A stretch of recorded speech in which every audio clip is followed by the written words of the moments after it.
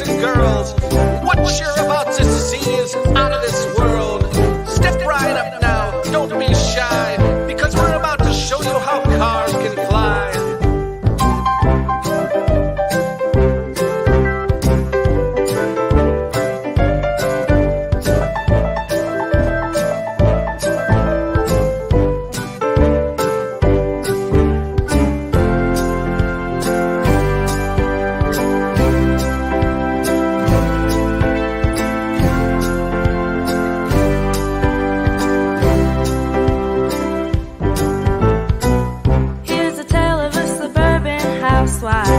Who dares to fight with the icon of his day, and she finds her own miracle on the way. I said, hey now, life's a joy. You gotta try your best and give your all. And when the facts don't fit the theory, change the facts again. Ooh, I've seen it, though you won't believe it. It's a miracle year in which we're living. Come on outside, it's a beautiful day. It's a beautiful day. 5, 4, 3, 2, 1. Silence. It's a beautiful day, as the music says. I'm David de Hilster, and you've reached Saturday Science Chats.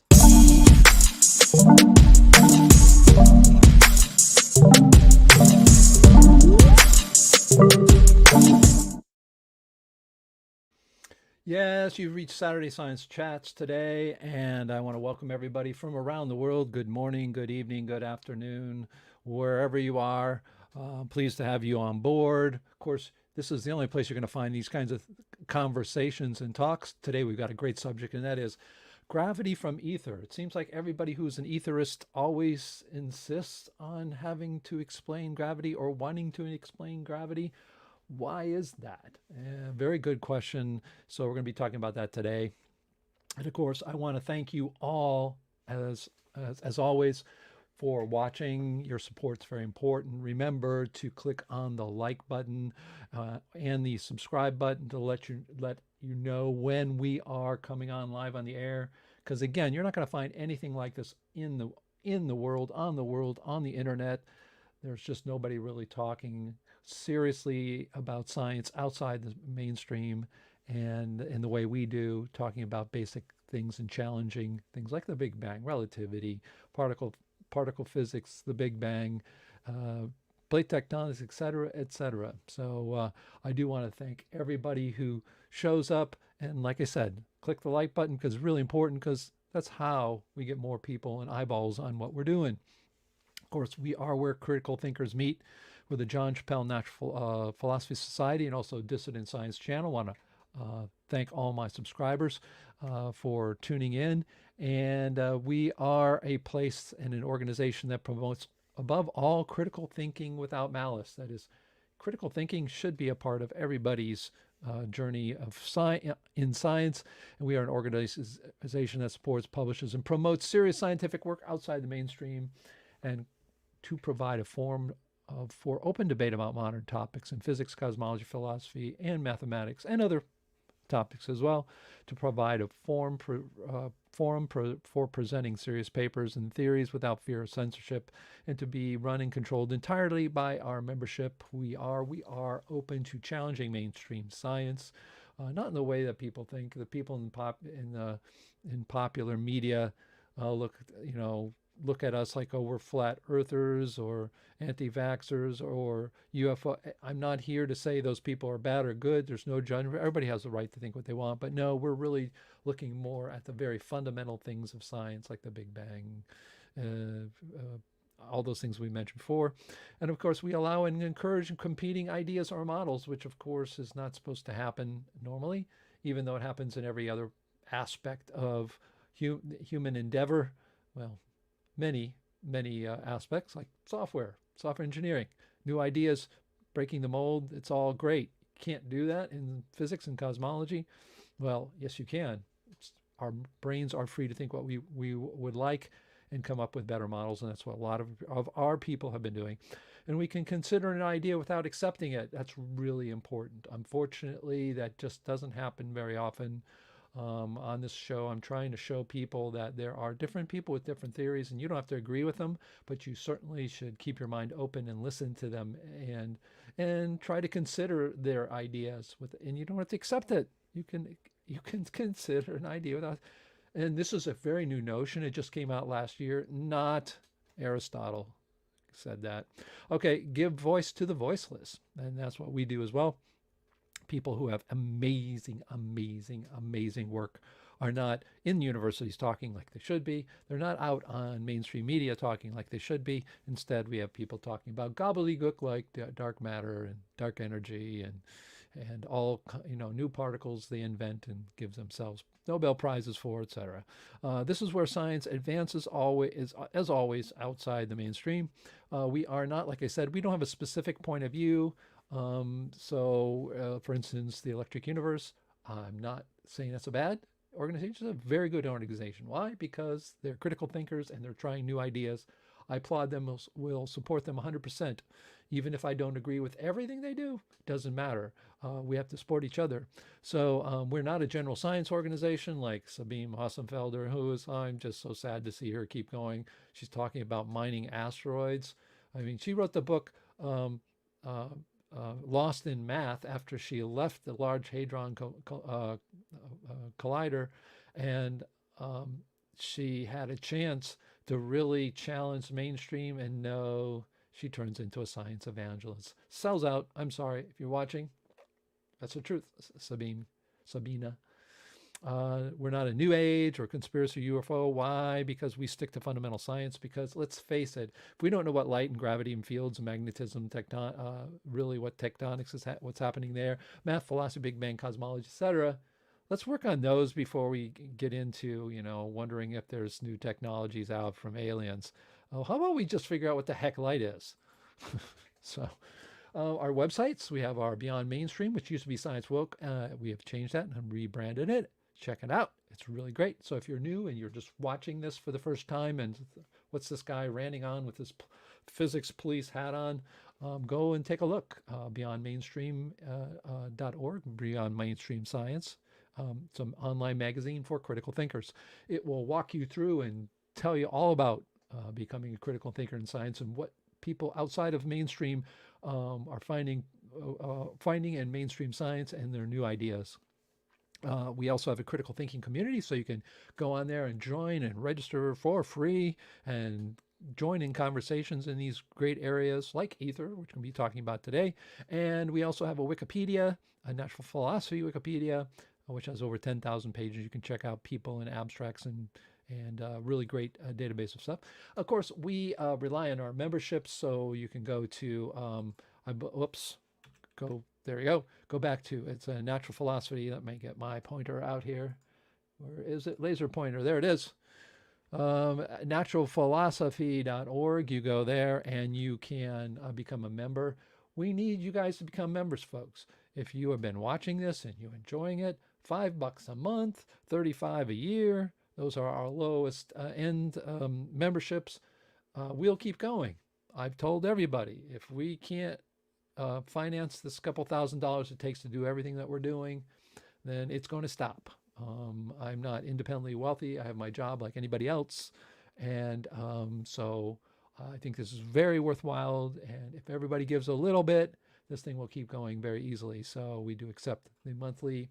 We have people who have their monthly $5. We got people, and every month I see that $5 come into our bank account. We are a not-for-profit organization. No one's being paid. I'm not being paid.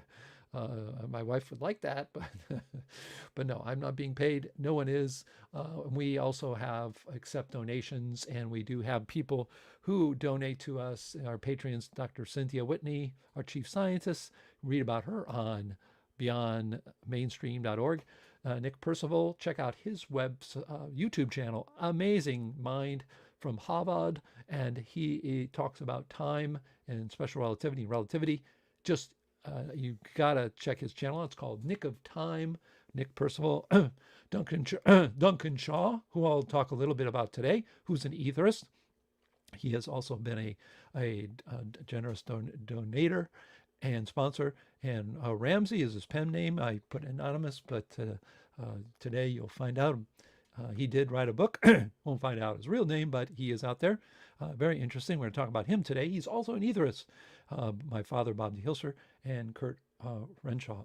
Got a frog in my throat. I need to get, I've got water here. I will do that. Get some water here. And we also have our CNPS 2021. If you want to write a paper, if you've never written a paper and want to write a paper and you don't have a degree in anything, that's okay. You can sign up and we can help you with your paper and your idea. We do it using Overleaf. So send us an email saying that you want to publish in our proceedings for this year. It's going to be in the fall. In the northern hemisphere, for those who, like in Brazil, where I lived, the fall is at a different time of the year. So October, November, December time is going to have it. And it's going to be online. And we're going to have Zoom meetings for when we just have discussions. So everybody can come in and discuss just like they're in a room. So I think that's going to be really great. Got some really great papers. I'm writing one on Aether, how Aether is just not a very good model for transmission of any kind of data. So if that gets you mad, maybe that will get you to come to our up-and-coming conference. Also, I'm starting something new. I got to get enough people in there. It's called Clubhouse. I've been participating in it. It is absolutely great. It's like Zoom, but it's it's like Zoom but it's only audio on your smartphone only, or your iPad, or whatever, your tablet. And it's a new social media platform, audio, as I said. You can go to it and sign up for our Beyond Mainstream Club. So go to club.beyondmainstream.org. I'm hosting them, and I hope to have some sessions. It's really great, and there are an immense amount of new people there. I'm sure we can attract to our organization and to our work that we're doing.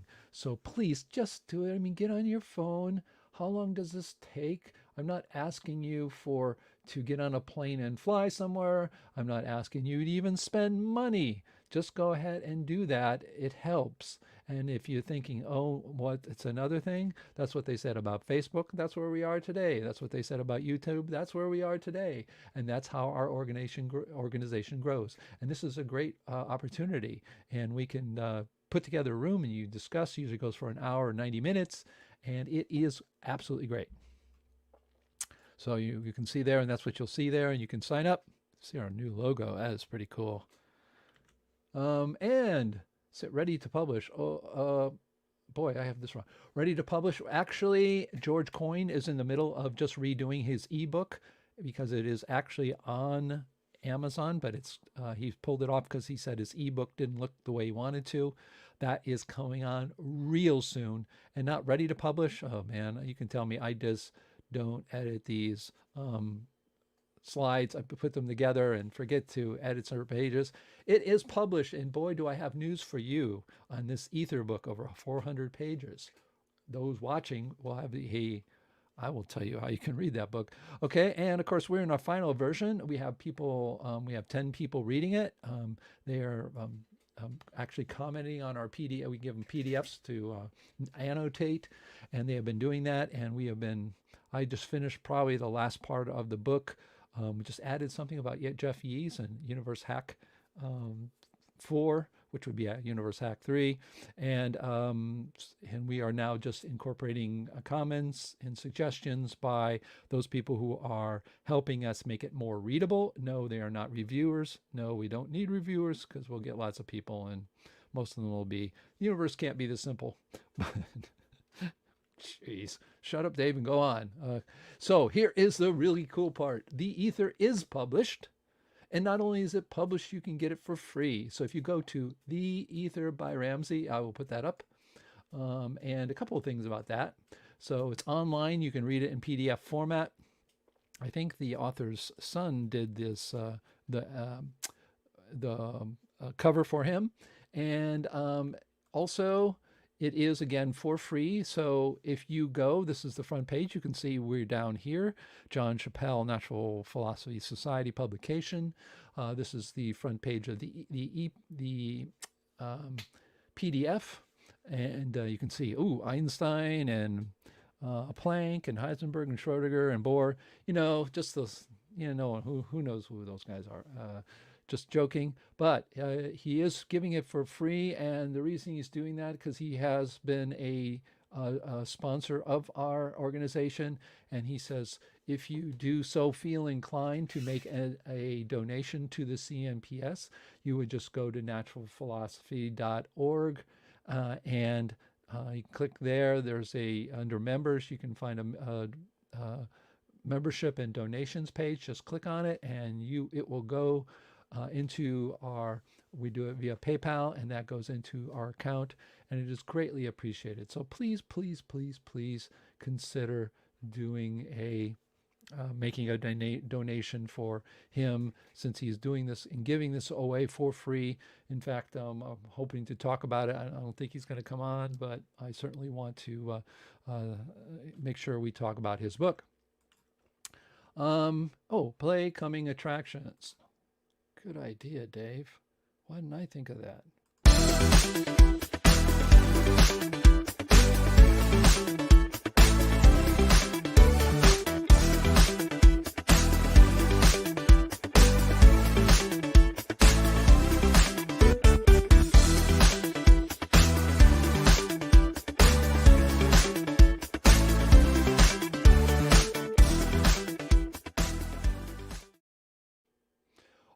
Oh, wow. We saw some new things there. Of course, we have Steve Bryant coming. I keep talking about him, but it's really worth it. Look up Disruptive, buy the book, take a look at it before he comes on, read it. We have the new one coming, which we've already talked to this man, but he's got a second version of his book. Brilliant guy. He sent me this photo. He's like, seriously, he's a really nice guy, actually. I love talking with George Coyne. Just a brilliant, brilliant mind. Very humble. If you like a conversation about, we're going to be talking about the Big Bang. He has 69 reasons why the Big Bang is wrong. So if you're one of those people, it's really going to be a great conversation. I'm really looking forward to that, and that should happen very soon, because as soon as he gets his ebook ready, he'll have it ready, and we want to get people excited about getting that book as well. So CNPS is publishing left and right here. Of course, we have the extinction shift theory from the late Dr. Edward Dowdy, very, very good friend of mine, in the sense of colleague scientifically. I do miss him quite a lot. It's just, I don't like even thinking about these amazing minds leaving us, but luckily James Verbelli has been picking up Dr. Edward Dowdy's work. You can see him in the lab here. He's made a presentation. He seems to be a very interesting person. I really like his talk. Very, very big ideas about the entire universe. So hopefully you'll have him on. Again, trying to get these people and hooking up with them, it takes time, folks. It doesn't happen overnight. So, and of course, I do have this, so I'm going to pick a date for it next week. If not next week, he may be coming on next week, but it'll be this week or maybe the following week if that date works for him. He's put out some new videos. Have you checked it out? It's the Machian.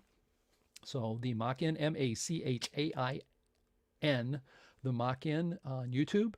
So we'll be talking, and of course Alexander Unsker is the author of the Higgs Fake, and Higgs Faith. Well, that's probably just as good too. And the Einstein's Lost Keys, among other books, and Bankrupting Physics. Take a look at it. If you are all a big fan of particle physics, you won't be after reading that book. And why? Because people don't want to tell the truth, because the truth often is not the best thing that they want to hear. And of course, we are finishing up our book. We're planning around my father's birthday in August to have a virtual signing, which we're going to have a live broadcast from our house here, and friends and family, and of course everybody invited. But and we're going to be buying books and having T-shirts. We got T-shirts and we got caps and all that stuff. and we're going to have a special buy of about 50 books. My dad and I will buy, and we're going to be signing them and sending out to friends and family. And no, it's not because we think we're famous and we're the greatest. It's just that what we do. We spend a lot of time on it. It's just a celebration of our work during the last 6 years, which we actually printed a book back 5 years ago, almost to the day. And it is so different. But preliminary reviews in the sense of just reading it, not I'm talking about reviewing like, I've read this book and the particle model is a joke. Okay, you know, that's fine. Those will come. But the people who have been reading it said actually they like the pictures and they find it really easy and fun to read. I mean, I'm not kidding. And this is not people who are like, you know, PhDs in mathematics. These are a lot of people who don't have science degrees at all, are not even in science. So even my wife said she liked the cover. Just, that was kind of freaky. But because I'm an artist, I try to make it look good, and it's pretty fun to read. So we've been getting good feedback on that. So look forward to us talking about that too, and play today's bumper. I will do that. Go and click on the right one here.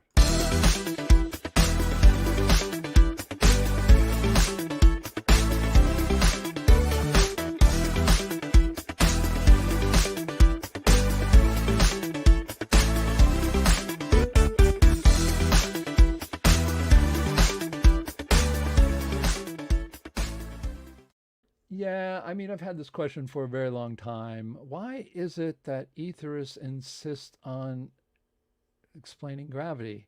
I mean, why is that? I really didn't understand. I have a little talk I'm going to give, some background on this before we open it up, but it is absolutely, it's like etherists just seems to be something they do. Why? Is this natural? Is this something, as I say, the cockroach that ate Cincinnati, the theory that tries to be everything? If you think the universe is electric, then everything's electric. If you think the universe is a particle, then everything's a particle. If you think the universe is made of ether, then everything's ether. And so you end up describing everything. Why is that? And that's what we're going to explore today and talk about. And actually, it's pretty interesting things I've on my own exploration to get to this subject. And I started realizing there's some problems even in how to talk about this. So let's first of all remember something I would not insist upon, but I say it's certainly going to make it easier. If you go to Wikipedia and you say ether theories and you spell it with an E, they will have a link there. But it's certainly very confusing when we have a word ether and it already has a very specific meaning. And this is, it's a class of organic compounds, okay? And that is ether. And one of the things I have been following is something that was suggested by Dr. Glenn Borkert, who is an aetherist, and his infinite universe theory.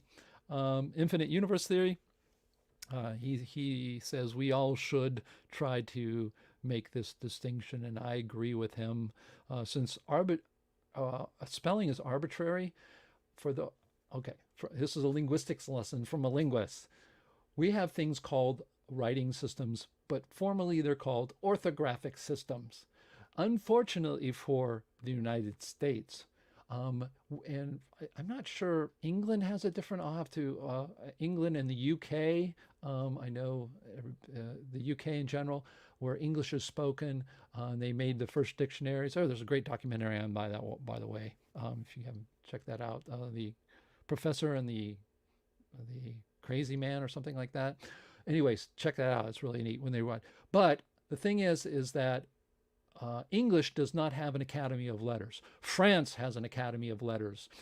Brazil and all the Portuguese-speaking countries, the 9 Portuguese-speaking countries in the world, they have an Academy of Letters. What do? They update their orthographic system, their writing system. And that is, we don't do that. We still spell night like nicht. We don't say nicht, we say night, which was N-I-T. Actually, in the early part of the 20th century, N-I-T was the way we spelled night. And some stupid linguist like me, went back and studied everything and said, oh, we regularized that. No, we should have an Academy of Letters that every 10 years updates our orthographic system just like Brazil does. Brazil can do it, we can do it. That's why we have these stupid things about spelling in a stupid way and having, of course, it's a big business in the United States, teaching kids how to write with our orthographic system that sucks, then you can make money off it. So unfortunately, probably one of the reasons. But again, what I would say and I stick to, and if I put something down for someone, I try to stick with Aether, but people don't do it. Is a suggestion, but I think we should try to be less ambiguous with that. I mean, here's what you want. You want people to listen to your Aether theory. At least don't get them confused because, oh, Aether, oh man, it's like you got a theory that everything's made out of the stuff that I breathe in so I can pull my tooth. Oh, that's laughing gas. I'm kidding. All right. The modern Aether theory, of course, is the most popular model in dissonant outside of mainstream. The Aether theory, there is the lattice theory and the particle theory. Those are also out there. But Aether, by far, and most all etherists believe gravity is a result of ether. And ether theories do try to explain light, gravity, magnetism. So that's what kind of ether is. Why is ether so popular? Well, it's really the first one. Light needs a medium, and that's really what it's about because, as Borchert says, you can't have things, something traveling through space, going through nothing, space-time or whatever. It's called quantum foam. It's got to be something.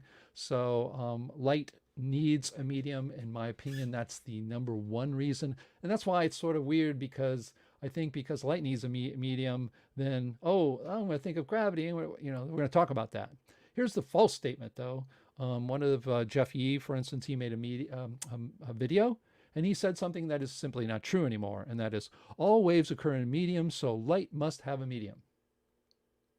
No, that is absolutely disputed in 2015 by Robert de Hilster, which has a non-ether, non-photonic model describes light as waves that is not a medium.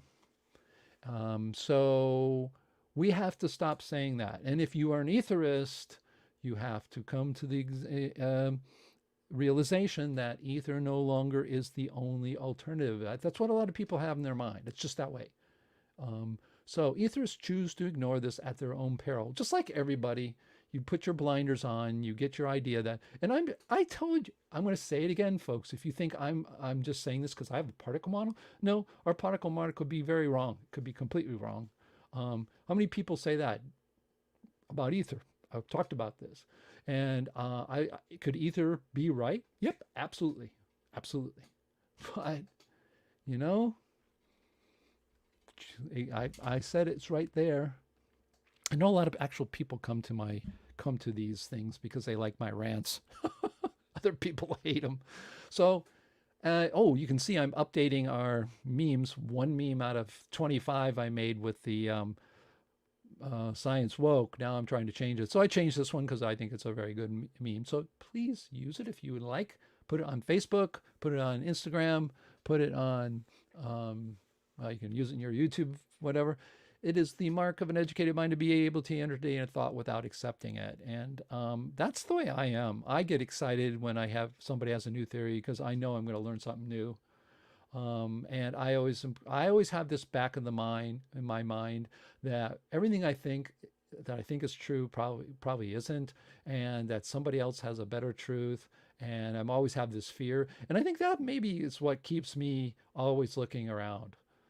This idea that my dad and I have a model, and that this is like the model and the end all model, and everybody 400 years from now will be following the particle model by the Hilsters.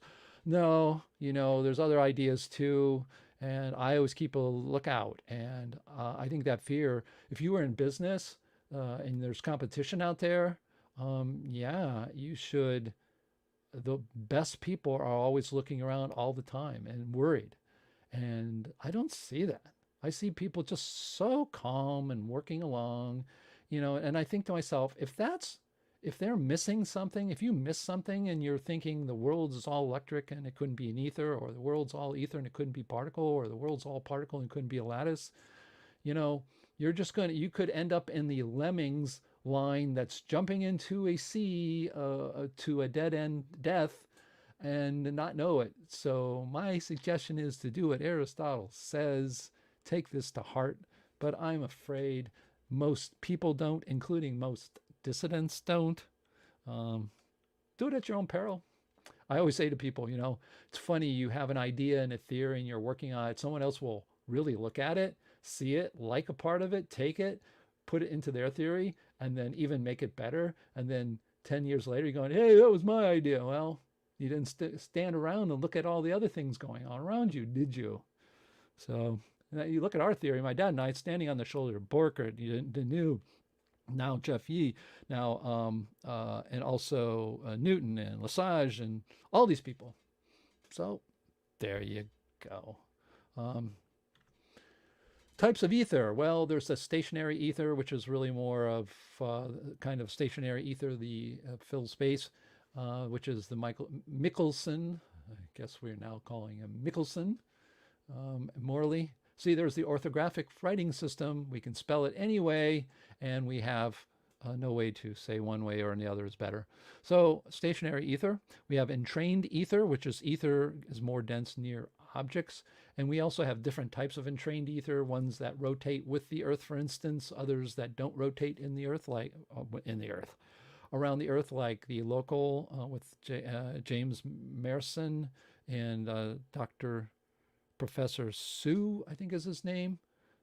Can't remember people. I think I have this name later on, so that'll help. And we also have flowing ether, or ether that flows in and out of bodies. And yeah, here we go. Ether is explaining gravity. Well, you have Dr. Glenn Borkert, who subscribes to an entrained ether in his infinite universe theory. You have Yanel Denew, which I don't think he actually has gravity, but I did want to say because he talks about magnetism, which I think is fantastic. If you haven't seen his underwater experiments, you must see them, and you will know how magnetism works. Jeff Yee has waves in ether and that he says is causing gravity. And then Professor Ching-Chong Su is entrained but not rotating local ether model, which we learned about last week. If you don't know about, didn't ever hear about that, tune in from last week. Man, and I'm the one representing us outside here, folks. Come on, sit in this chair, do this. I guess it's more of an attitude than it is how pretty you speak. And I give everybody a chance, and I think everybody does great work, and everybody, we should listen to everybody. Modern ether theory fixation. There is a fixation on the Michelson Morley. Well, they wish to explain the apparent null result of Michelson and Morley. Some explain why the result should be null, and some explain that the result is not really null. And I'm thinking, at times when I see this, I'm thinking to myself, my dad and I wrote a whole book about the entire universe. I mean, the entire universe, a model for everything. And when I say that, I'm not lying. Everything. It's a physical, everything is physical, and we'll tell you what we think it is. And in the book, we don't ever mention Michelson. Well, maybe we do, I don't even know if we do, but we don't care about it. We don't talk about the experiment. It doesn't matter. If you have a model for the way light works, and the way gravity works, and the way electricity works, and the way magnetism works, and the way I already said light already. Who cares? Then you take that model and apply it to whatever this is and figure out what's going on. So it's great. And I just think we get fixated on it, folks. I mean, that's one of I think the problems with people when they get in the ether theory. Everybody goes into these directions. Everybody gets into the direction of an electron moving as charge and magnetic field and pluses and minuses and Coulomb's law, and does the charge move? Does it create the field? Does the field create? And I'm thinking, I have a question. Hello, what's the field made out of? And it's just something that I don't understand. It's like, but so I tell people that, and they look at me, and they look at me as if I just spoke Chinese and they understood zero, and then they go back to say, well, then the moving charge. It's like, I'm sorry, rants. Oh, this is interesting. I'm going to show us this. if you do not know, Jean de Clément, and I said that probably totally wrong because I speak zero French, has a dissident database, but it's not really a database. It's more of a book in a PDF. And Ether, of course, is the prevalent amongst the thousands of individuals listed. I am going to show us that. So let me do this. I won't go here. Let me remove this. And I am going to put this up. You can download it. I have it on. It's only not even 3 megabytes. Okay, and here we go. Bring this over. This is a worldwide list of dissident scientists. I bet many people from our organization didn't even know this existed. But this is put together by Jean de Clément. And it has, I believe he said there were 5,000 people cataloged. So it's very interesting. Let me just go through a few of the pages here. There it is. This is the versions of 2012, 14, 16. This is the worldwide list of dissident scientists has been issued from the data available on the internet. A lot of this stuff is old. It's not always up to date, but he's an older gentleman now.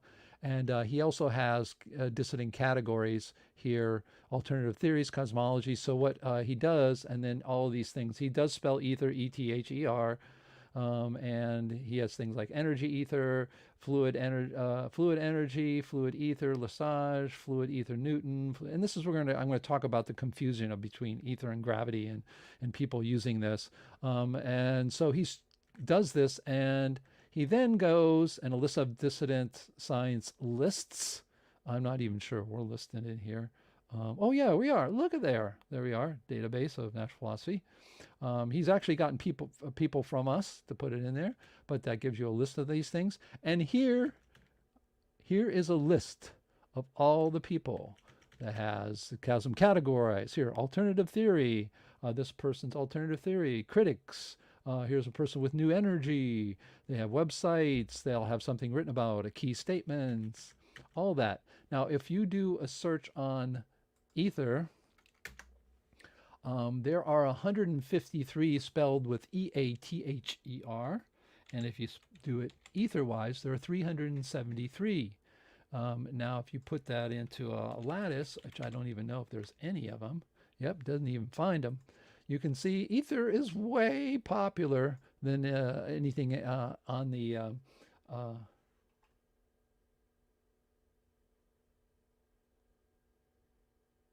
Is there something wrong? You can't hear me? Oh my goodness gracious. I've been talking away without showing this, haven't I? What an idiot. Okay. We'll be having a new election for the president of the CNPS and a new host for the show. Unfortunately, I don't think I have many takers. Okay, let's start again. Rewind. Okay, I can't do backwards talk very easily. Here we go. Start again. Jean de Clément, and here's his book, 500 pages.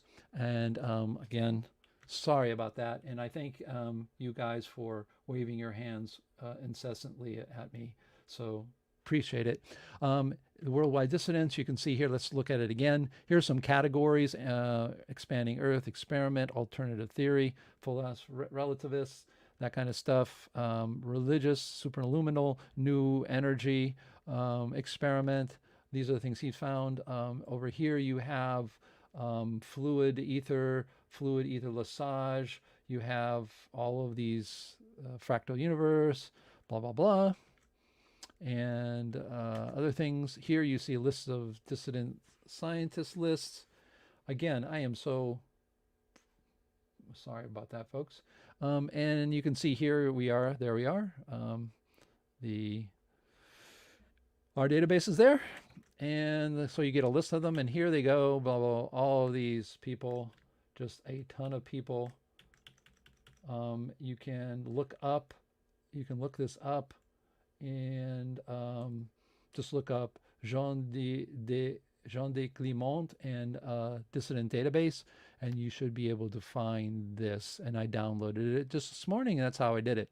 So if we take a look at Aether, we hit that. There's 373 mentions. It doesn't mean there's 373 people, of course. It just really means that we have people meaning it. But Fluid Ether Lesage, Gerald Bergar, let's see. We have Wilhelm Benter, New Energy, Energy Ether. So there's just all kinds of stuff here. So if you look at this, this definitely shows that we have way more ether than anything else. So you do want to check that out. Just again, look up Jean de Clement and database. You will be able to download that yourself. Okay. So what is ether? Okay, this is not easy because when you start looking at it, and even if you look at Jean's database, you start to realize that it's not really clear what we say we think we talk about ether, but it seems like we have a bunch of different people saying, meaning a bunch of different things when it comes to ether. And so that is very curious, and we'll even talk about that. So when you really look at it, I think if I were to try to give a person, if I was put my shoulders against the wall and someone would ask me what ether is in general, a friend of mine who likes science, the composer for my film Einstein Wrong, he likes science. He likes, since he's been involved with this, the movie, he likes science. He reads about it. So if I were to tell him ether, he says, well, ether is sort of what people think, that there's a medium that fills space. And I think that's probably the best definition.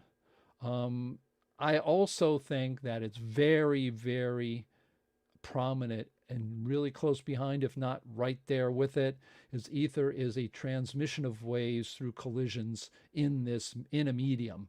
And that's what this ether is. This ether, that's light, but it's worried. Ether is there because people are worried about saying that if there's waves, if light are waves, then it must be waving through something.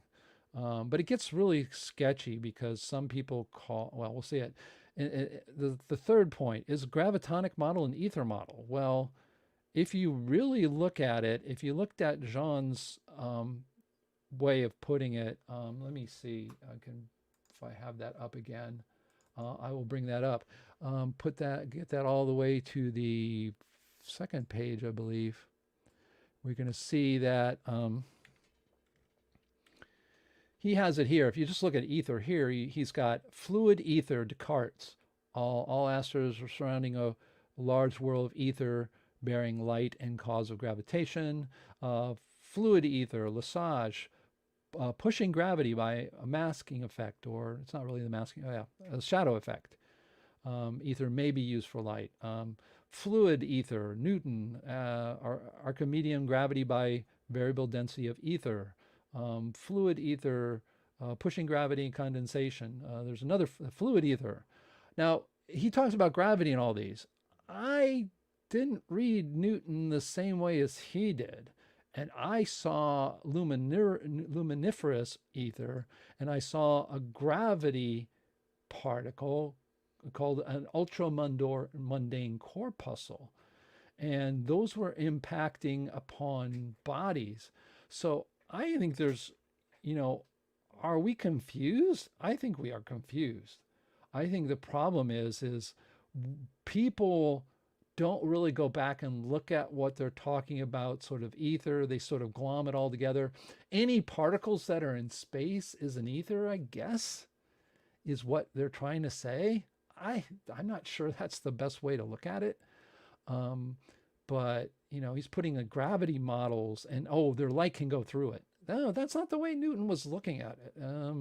I beg to differ. He wasn't looking at, there's an ether and, it's gravitational and it's light.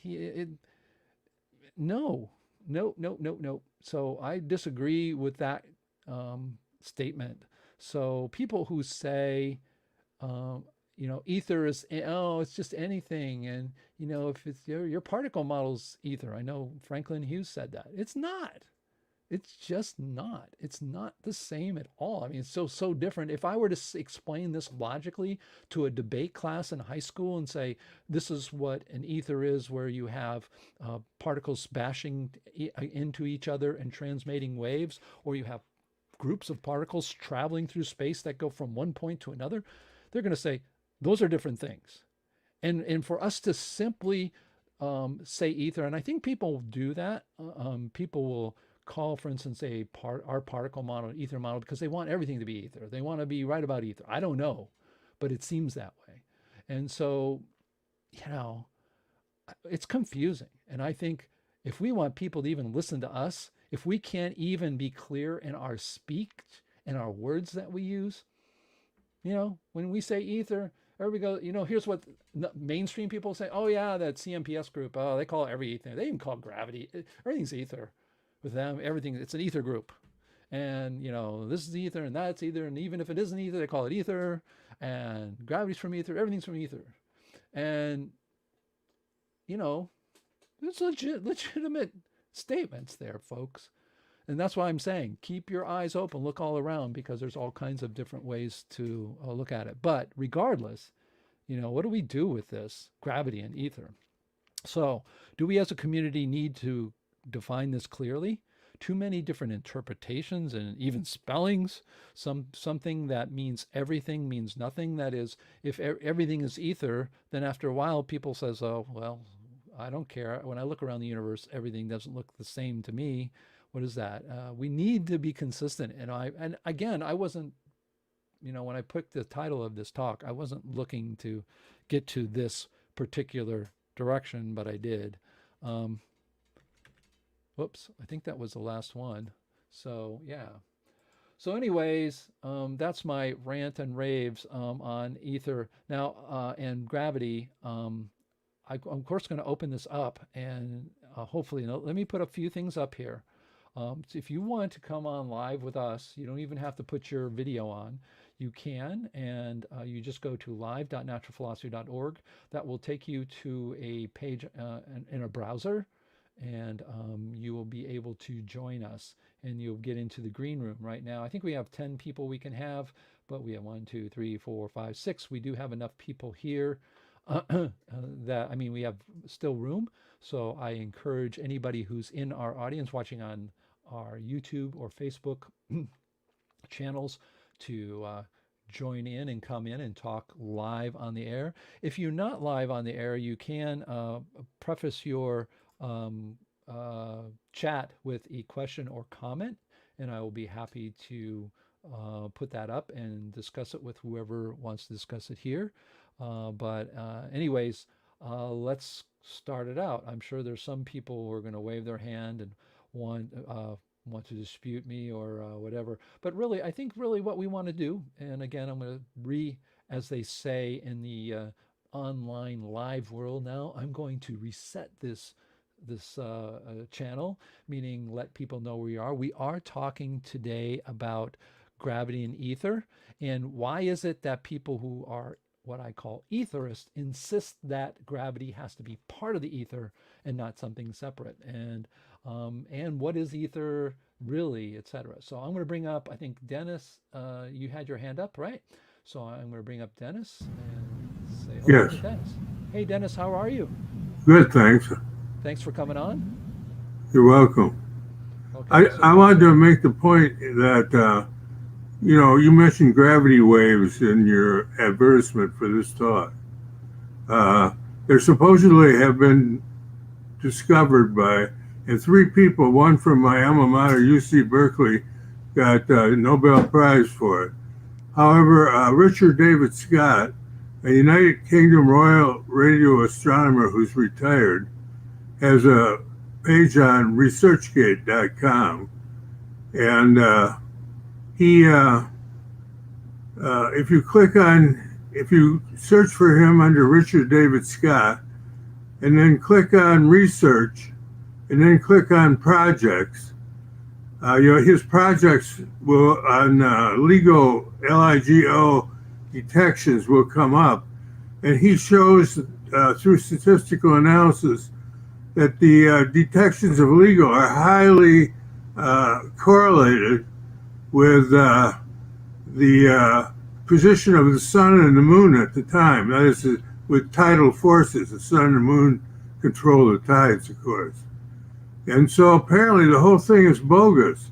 And furthermore, a new higher tech website, gravity detection site has come online recently, and they've detected absolutely no gravitational waves whatsoever. So this triple Nobel Prize was sort of like Professor Weber about 15, 20 years ago had his aluminum gravitational wave antenna. And they finally discovered that its results too were bogus.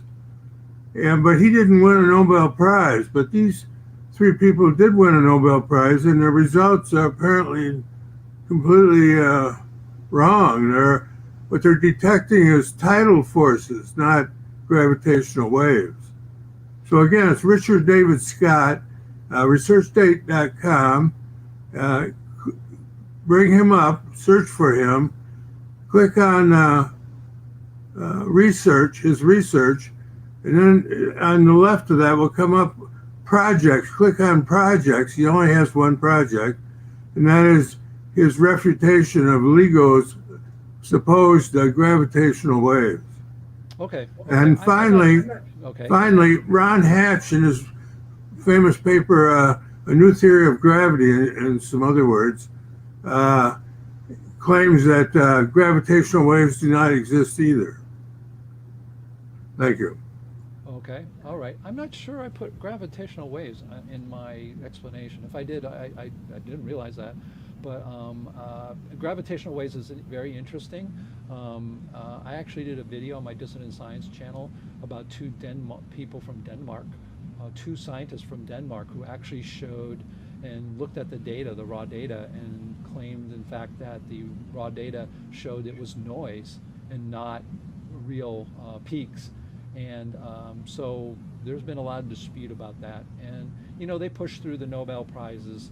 Part of that was to Kip Thorne. Kip Thorne is probably the only person left making a living, quote unquote, with relativity. They wanted to put him on it. They literally threw him on top of it. I think of the Nobel Prize, I think he was one of the people who received it for the gravity waves was more out of.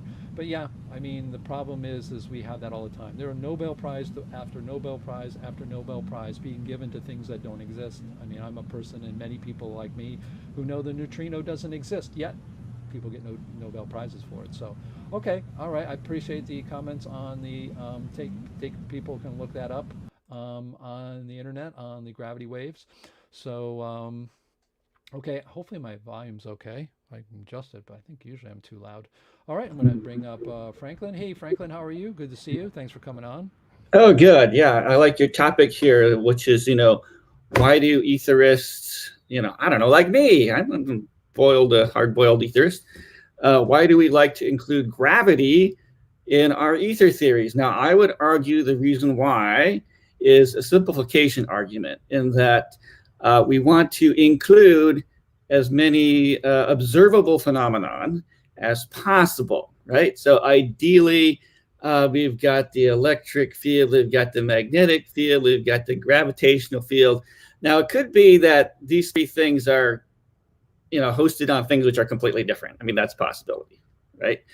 But I think as generally speaking, scientists, we want to simplify down to so that all those things should have something in common, right? So gravitational field should have something to do with the magnetic field, should have something to do with the electrical field. So that is, I would say, a primary driver as to why is it that as aetherists, want to include gravity as being some aspect of this thing which fills space, right? Because if it's not, then we have to say it's, something else, right? What else could it be, right? So what do you think? I agree. No, I'll stop you right there. I think that's great. I think that's a legitimate argument. and that's a legitimate. I'm glad you really thought about it. I think that was one of the answers I would imagine I would give if I were an aetherist. Is, hey, if I can do it in one system, it's better. It's Occam's razor, right? And Yeah, why would Occam's I need razor. a gravity particle, for instance, and a light particle, for instance? And if I can do it with both, the simpler the model wins. So argument wise, I agree with you 100%. That's a legitimate argument. You had some more you wanted to say, yeah? Now that there's some other, I mean, some other etherists actually rely on the physical pushing action, you know, like the Lesage people. That would be another way and reason, you know, why they say that gravity is actually caused by the direct action of the ether particles pinching upon your head, right? But I don't particularly believe that. You know, my theories are just that the gravity is an electrostatic effect, and an electrostatic effect is the basic fundamental effect that the ether allows. So, and did you see? I do have I have a new series, Physics in 5 Minutes. I think I sent you a Yeah, I video on did see that. I which did see which that. tries to explain, you know, what are all these things, you know, light, magnetism, gravity, and in terms of, say, my own ether theory.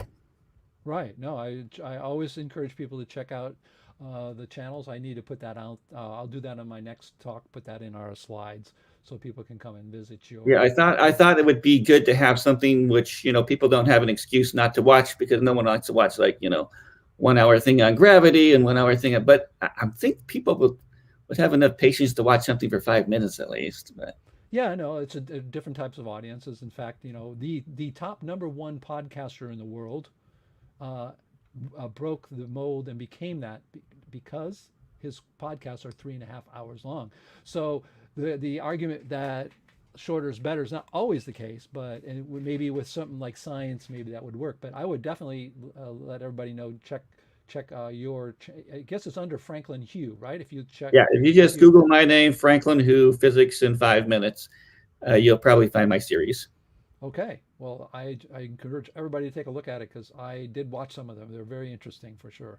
Very, very quick, very easy to digest. Yeah, I only do it in Okay. 5 minutes. I use one picture. That's, you know, it's one picture, and I wear my lab coat so that I look like, you know, Yeah. Turning into a physics so I look evangelist, like, are you know, we? Bill Nye the Science Guy. But you know, Yeah. Next that's just thing. a nod to Hollywood and YouTube. Are you going to end up holding your phone up at some point and telling us all that GPS uses relativity like Bill Nye the Science Guy does? Oh, absolutely not. Oh, But okay, good. Then I have hope for you then.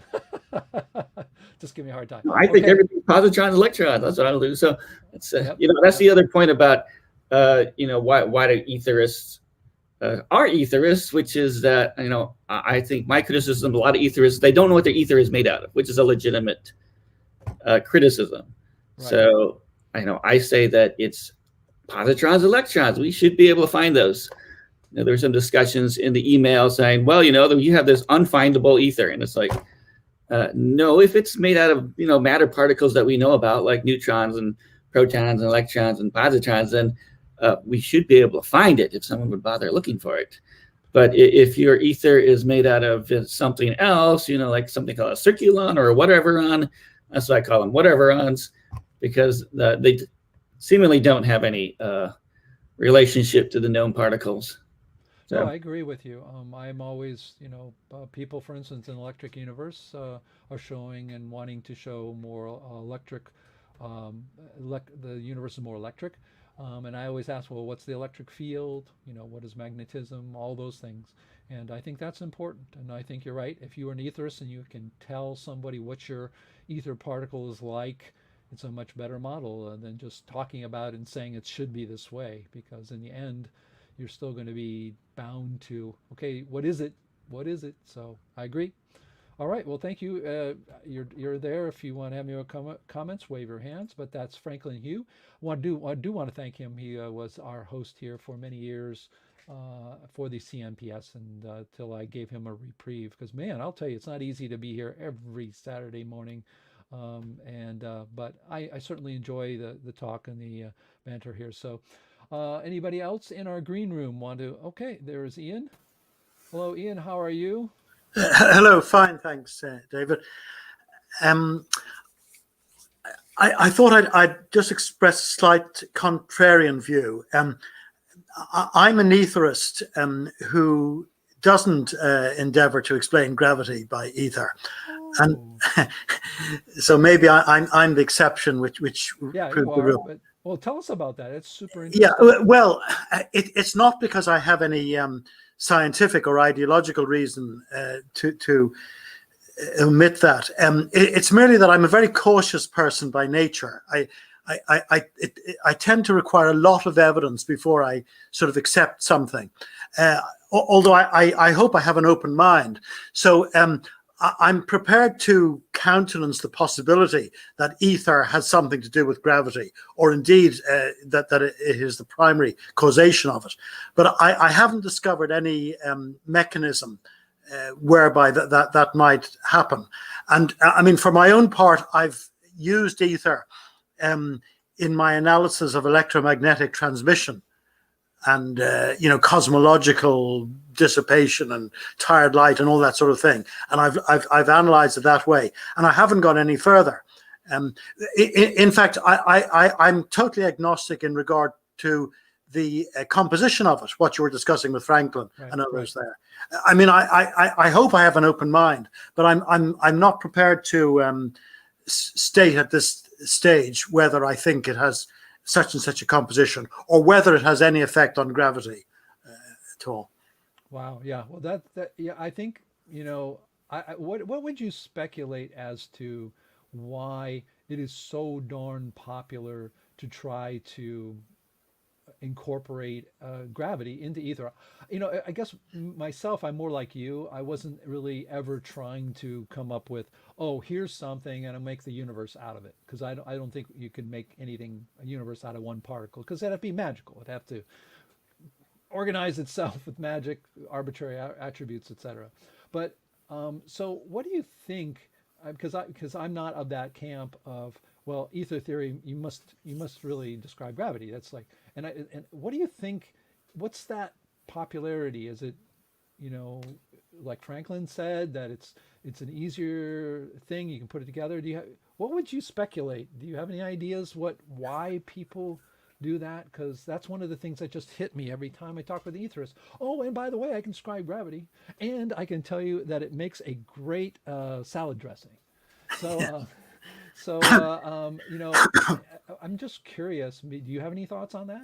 Or? Well, certainly at present that is the case. I think it is the endeavor to have a one-stop shop for explanation. But I have another concern slightly. I mean, you've given very good reasons for the distinction in spelling and so on. But I in the past have tended to spell the noun without the diphthong. For this reason mainly.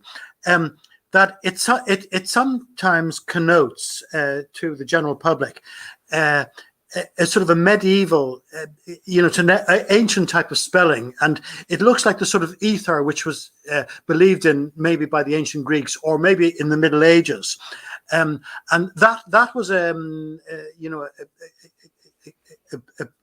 entity that it proved everything that in terms of which everything could be explained. And so I think it's a mixture of both the modern scientific endeavor to persuade people and show that one has a complete explanation, but also a slightly worrying mystical endeavor. I mean, something which might combine the both would be to say, well, look, the reason Newton's first law isn't absolutely true is that there's an ether, and therefore if an object it has a constant velocity, it will slow down because of the ether. I mean, this is similar to the Aristotelian view of motion. So I think there's a combination of maybe medieval or even ancient views with a desire to explain all things, magnetism, electricity, gravity, and maybe atomic possessions as well. But I mean, I was interested in being able, so I say, to explain cosmological redshift and all that in a sort of a consistent way with the electromagnetic analysis of ether. I think some other people have done that to a certain extent as well. Right. And here's a question too, because you do take on sort of bigger how do you say, meta ideas, and that is when people are looking for instance, something to, to explain something, the physicality of something. It seems to me that oftentimes, as much as we get into a physicality, let's say ether, for instance, and you even say, I don't know what the composition is, right? We're sort of looking at that point, we're looking at a logical system, maybe somewhat of some mechanics in that system, but we don't get to the physical. We seem to go away from the physical very quickly. That is, we'll have people who are etherists, maybe Franklin, who has his, it's electron proton. Okay, he's got something. But when we're etherists, seem to stay away. The only person that I've seen get close to what I'm talking about is like Jeff Yee. He's gone in, he's got a computer program, he puts in the particles, he tries to simulate it, right?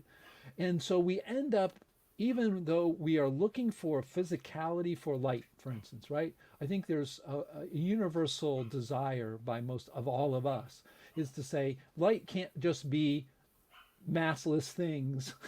It's not a symbolic thing. There's got to be something, right? But it seems like etherists, except for Jeff, so far as Jeff Yee, have sort of, it's physical, it's ether, but then go back and talk about it much more either in a mathematical way or in a conceptual way. And they really don't talk about the elasticity of the thing or any of the physical aspects of it. I mean, I'm not an etherist. You see what I'm saying, though? Yes, I think your volume is a little low, actually, David. Oh, really? I think you can raise it slightly, or maybe speak a bit closer, because normally you're fine. Your voice comes over very strongly. So it's been banned. Has it been that way the whole time? Unfortunately, I say so. I put it in the comment, but I saw no other person echoing. Yeah, that. no, I see that. That's okay. Yeah, it's a bit better now. Okay, is it better now? But, yeah, it's a bit better now. Okay, That's fine. Yeah. all right. Well, I've been interested in the analogies that can be found in nature, and this has worked very well with regard to the electromagnetic properties of ether. But I've also found that it actually works pretty well in regard to the physical properties. So in other words, if you look at the equations of hydrodynamics, the Navier-Stokes equations and all Bernoulli and all this sort of thing, you find that mutatis mutandis, with the necessary changes, it actually does apply also to etheric analysis. So, things like using the total differentials when you're looking at time variations and the sort of vector equations, using grad, div, and curl, and so on.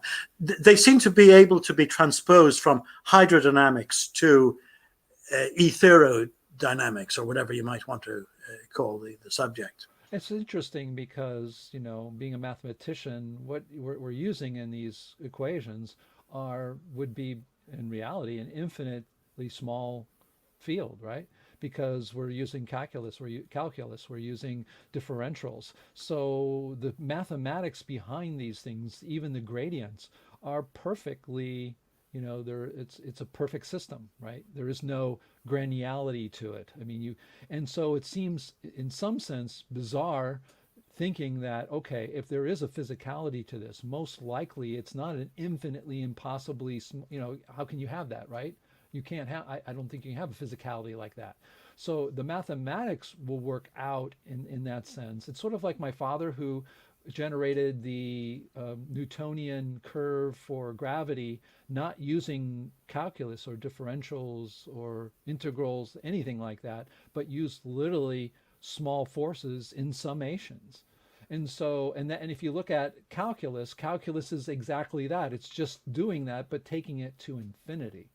So in some sense, if you look at it philosophically, we're still, when we're using those equations, we are absolutely abandoning any physicality there, because at that point we're using infinitely small pieces that of course don't have physicality. So I understand what you're saying, and I understand that. But what I'm saying is, it's the case that even when we use the equations for fluid dynamics, I mean, unless we're using something like a simulation on a computer that actually works with small particles, like again Jeff is using, or my father used to do summations of small forces. We're still dealing in a mathematical world that has really no implication on the physicality. But of course, you also said, right, that you don't have really any thought, and you're not working on that side. You don't care about the physicality. You're caring more about maybe the gradient field, I guess what you would call it. Is that fair to say? That probably is fair to say. By the way, I think James Keane has just put a note on supporting my earlier statement that your volume is a little too low, David, because he expected it high. But anyway, you're audible, but we just expected a little higher from you. Wow. Okay. Well, I think it's quite remarkable that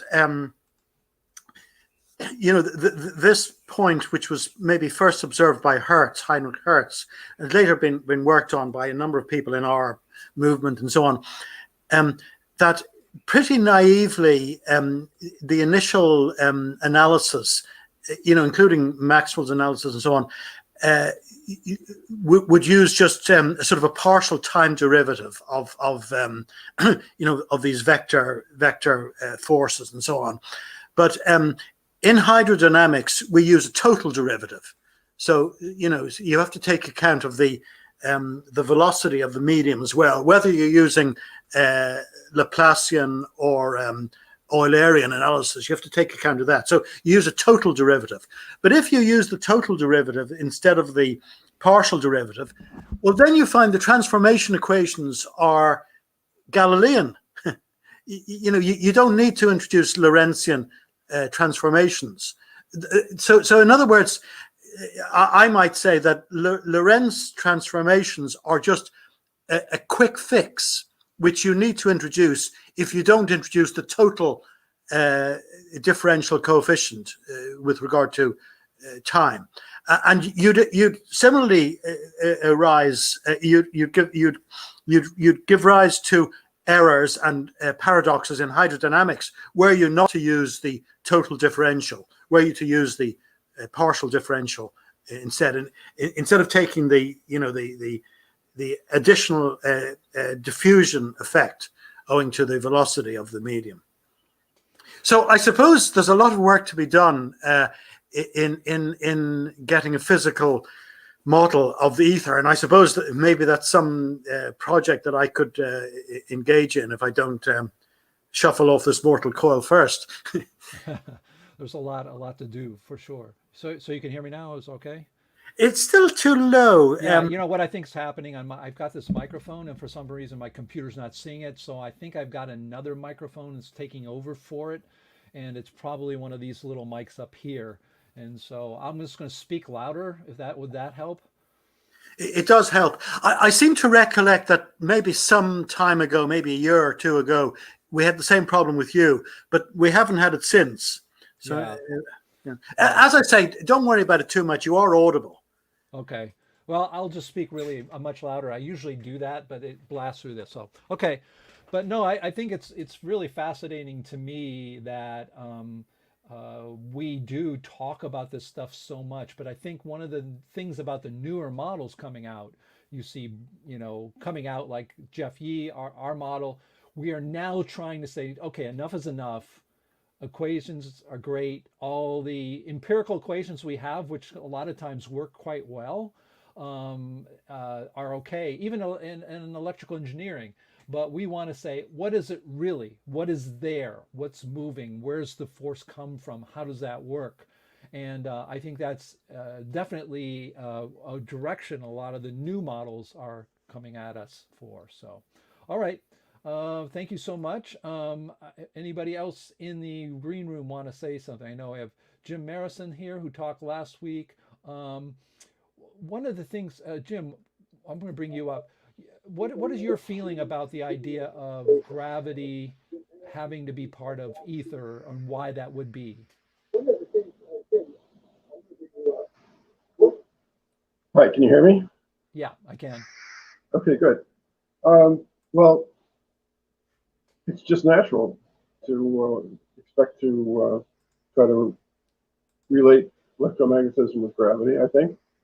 There's a field out there. They have very similar characteristics. And why not? I mean, what's the alternative? Space-time? Curvature of space-time? Well, no, I mean, we've got an alternative. Electric Universe has an How, alternative. what is your alternative? I guess I don't understand it. Well, I mean, we'll talk about it. But I guess it's not important. But there are alternatives out there. Okay. I mean, first of all, my biggest, or not biggest, but one thing I think we should all dissidents should be patient. I urge patience, that we don't try to go too far. I mean, relativity, general relativity, special, it's just equations. There's no physical reality to it. They don't even attempt to explain what's the physics behind their theories.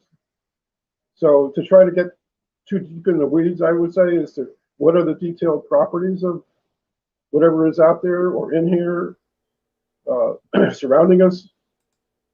It's premature. At some point, you have to start with some postulates and see where they take you. And that's what I think Sue did with his local ether model. He didn't try to define the detailed nature of his local ether. He speculated that probably has made up of some kind of particle. But to try to do that at this point, I think is premature. Let's just say that there's something out there, there's a medium that transmits electromagnetic waves, and it has certain properties that fit the experiment, fit the facts. But wait a minute, you're making an assumption, and two assumptions. One is there's a medium. No, but there's a medium. And two, there's no alternative to having a medium, and there is. Both of those. Well, no. Let's just say that that's his starting point. For him, yeah, absolutely. Okay, yeah, you're okay. So you're discussing. And what can you explain? What can you explain by just saying that there's the local ether that travels with the Earth and doesn't rotate with it, but it has some kind of variable mass density, and you can explain a lot of things by that. Okay, and so does, just to remind the audience, and local ether does talk about a gradient that's related to gravity, correct? Well, I mean, that's what the formula for gravitational potential is. And if you take the differential, the gradient of the gravitational potential field, you get the gravitational force field. Now, why is it? How does the ether cause the actual force? I have some pet ideas, but I don't think it's time yet to try to define that. First, we have to convince the mainstream that there is something out there that transmits gravitational force or creates gravitational force or propagates electromagnetic waves. The only I guess the only thing I would push back a little bit on that, and I understand what you're saying completely. I mean, what you're saying about Sue's work makes total sense, but I do know that we have thousands of years of history of trying to convince people is not going to happen. What happens is people will realize, in my opinion, that we don't have answers to these questions, and that what is out there in mainstream isn't correct, and that eventually a model or a theory or enough people's questioning of it will bring more and more people in that direction. To say that we can't move forward until it's sort of accepted, that I think that's just doesn't way it usually works. Usually it works by somebody like Sue. If his work ends up, everyone understands and says this is the way to go, then that's what's going to happen. Whether convincing the mainstream just hasn't happened in thousands, I don't think ever. So I think that, well, you become the mainstream if you convince enough people. Yeah, well, exactly. So the idea that it's not the time, it's always the time. People can think of what they want, make the models that they want, answer those things the way they want. But I think what you're saying with Sue's model in particular, Um, I guess I'm not understanding exactly because he talks about the gradient. So in the question of today's topic of gravity and ether, can you state one more time, sort of succinctly, what Sue's work says about that, and the ether and gravity, specifically that part of it? Well, he essentially just says that there is a gravitational potential, at least that it's a real thing. It has a very minute mass. It has a variable mass density, and that it affects the speed of light. That the denser or stronger the gravitational potential is, the slower light travels through it. There's more stuff to go through, essentially. Okay. Okay. And Okay. if you assume that that means that the ether is like is analogous to regular glass or water or air that transmits light that has a refractive index. If you define a refractive index based on a simple formula, 1 plus 2 phi, you can explain the bending of light around a star without having to invoke time dilation and space-time curvature. You can explain the Shapiro delay, where when you reflect a microwave off of planet Venus or a interplanetary spacecraft, that it takes longer for the signal to return than it would if the speed of light was constant. It shows the speed of light is slowing down if you look at it without the fog of special relativity trying to tell you that time is slowing down by the when the light ray passes through space. Those are just a few of the things that he was able to explain by assuming that there's a local ether and relating it to gravitational phenomena. Okay. All righty. All right. Thank you very much. I'll bring Okay, thank down. you. Thanks for your comments. Again, if you have any comments or questions about ether and gravity, just put a question or comment in the. I've been looking at them. I think I'll be looking through them, but I also know we have other people here. I know we have James Keene. Okay, James, how are you? Good to see you. You're up. Hi, I just muted there. Okay. Hello, David. If you put your mic closer, it would help to hear you. Well, the problem is that I don't know which one of these mics it's coming out of right now, because I got this mic, and this mic. So I will. Good grief. Do I tap on this? This is my main. You live in a land of mic abundance. My goodness gracious. Well, okay. Some of my comments with regard to ether as a medium, as far as I know, my work is the only work that defines it mathematically. Now we can use what we have going on is basically a lot of people are studying what happens, and one can use math for that. You know, like in fact Newton invented the calculus to describe motion of objects and so forth. That's the what happens experimentalist side in physics. The more fundamental, foundational objective in physics as a science is to study the theory of how it happens. Given what happens, the question remains, how do things move? And if you look around, you'll see that basically nobody even addresses that question of how things move. If somebody does, let me know. As far as I know, I'm the only one. So in order to discuss ether as a medium, one needs to define it mathematically. You know, I said the experimentalists can use math to describe the results and so forth, as Newton did with the calculus and what have you, and algebra. One can use math also to define what ether is. Now, I know some of us, perhaps even Dave and his dad, prefer not to use math expressions.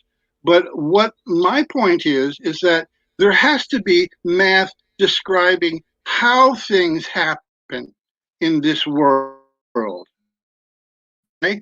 And if the work, let's say, of Dave with his particle model and others do not, somebody else is going to have to come along and enshrine that or reduce those verbal statements to some mathematical statements.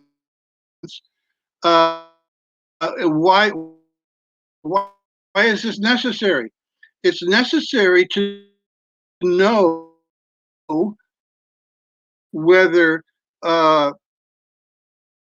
person A's description of the medium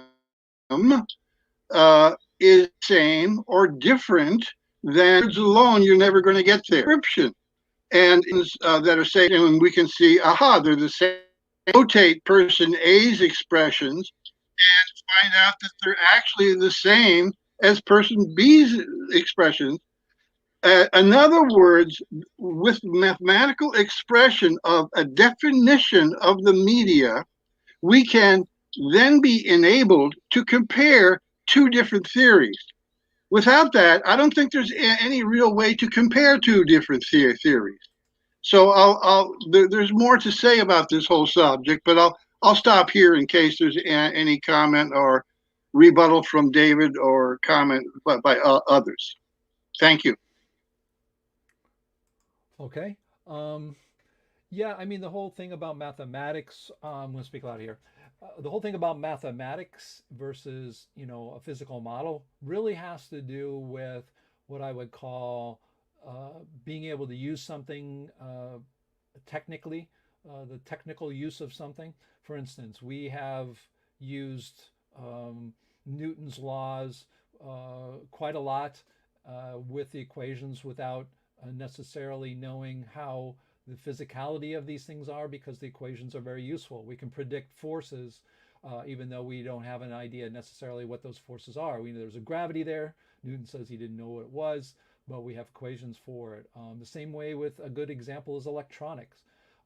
We have, if you're an electrical engineer, you have all of these equations that work quite well. You have tables that work well. You can put circuits together quite well. They're all empirical. You learn, you play with them, you find numbers, you make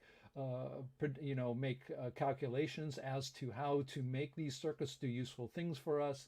And those things, of course, really allow us to do all of what's happening in electronics in our world. The question is that the reason, for instance, my father and I wrote our book is because we said, okay, we have enough information empirically, especially about electrical engineering, of all these things that we do. It works quite well, yet we don't know really what's going on. I mean, our physical explanation is abhorrent with electricity even. Electricity, when you're taught about it in physics, is a joke. I mean, it's the whole current are the holes left behind by electrons as they travel in the opposite direction. It's just, what's really happening? What's a magnetic field? What are these things really? If a person on the street asks us for not the mathematical equation, but to ask us, what is this?